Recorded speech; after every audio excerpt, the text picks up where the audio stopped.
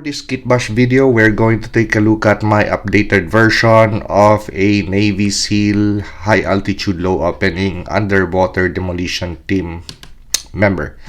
So a operator that would team up with any of the major G.I. Joe classified series Navy SEALs, possibly wetsuit or torpedo. So of course those guys would need other Navy SEAL team members, same skill sets to operate with. So this is possibly a figure or one of the characters that those G.I. Joe characters would operate with or team up with. So this is going to be a more updated or hyper updated version of the first variant that I made a video of about a month ago. So Navy SEAL Halo Hey Ho Jumper. So this video is going to be replaced by this guy. So quite a clunky build, primarily using gridiron stuff. So let us first do a quick 360 view of the build. If you haven't seen the shorts video, so there are now new changes to this. I've changed the primary weapon system. So from the green rifle to a black rifle. Okay, so let's identify parts. The base action figure where all of this gear rests on is going to be McFarlane Toys Batman Jim Gordon. So all of the markings on the base action figure we removed just with a little bit of acetone. So especially the bat symbol on the chest and some of the markings on the arms. Now the base skydiving equipment for a high altitude low opening or a high altitude high opening jump. It's going to come from G.I. Joe Classified Series 143 Ripcord. So I opened my other Dragonfly set to use some parts of the ripcord. So a little bit of changes on the ripcord set. So this now sports a different material. So if you're familiar with the video that I presented of the Haslab ripcord, so the hose actually is made of rigid material, but right now that is nice, soft and pliable because the thing that I used is going to be a hair tie, something that you could buy Walmart, Target, Ross or TJ Maxx for very cheap. So just cut one end and cut out the rigid material and apply a little bit of glue. And that's the also same thing that I did to the hose system. So actually the end, that is still the original part, and I just attached the rubber material. So this used to be situated in this section. So we cut off some materials and placed pouches on the side. And place the oxygen and nitrogen gas tanks on this side.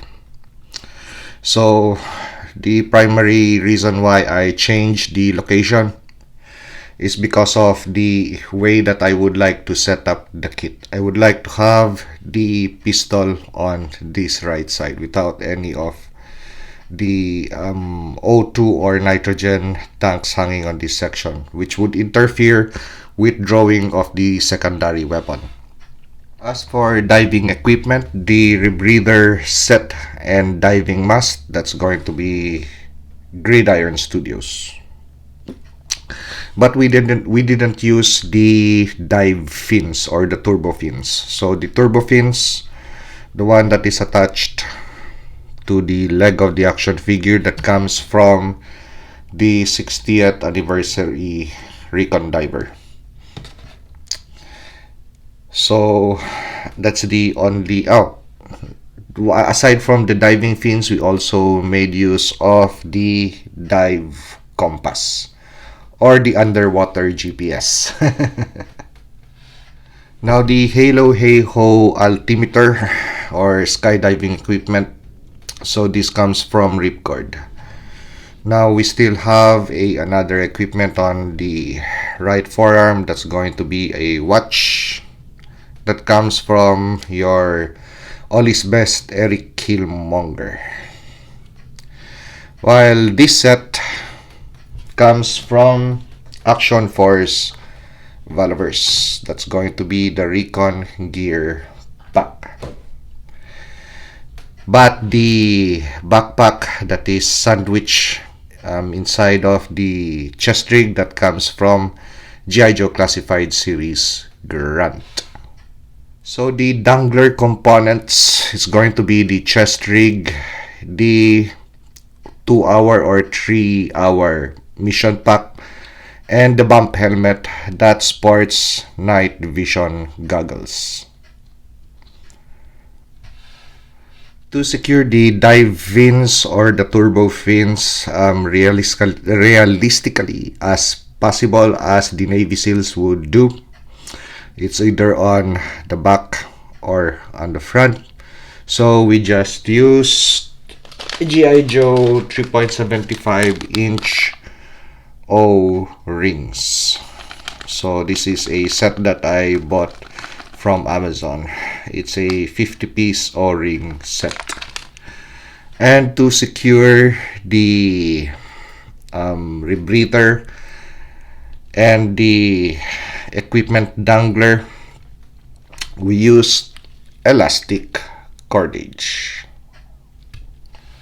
So instead of drilling holes to secure the rebreather to the body of the action figure and using a peg system, which G.I. Joe Classified Series would do, especially with the Action Sailor, very bad choice. So I just chose a tie setup. Anyway, that is also the thing that is used to secure the rest of the equipment. Okay. So the rebreather, there's enough space, so I already thought of that it exposes the release tab for the parachute instead of covering it up.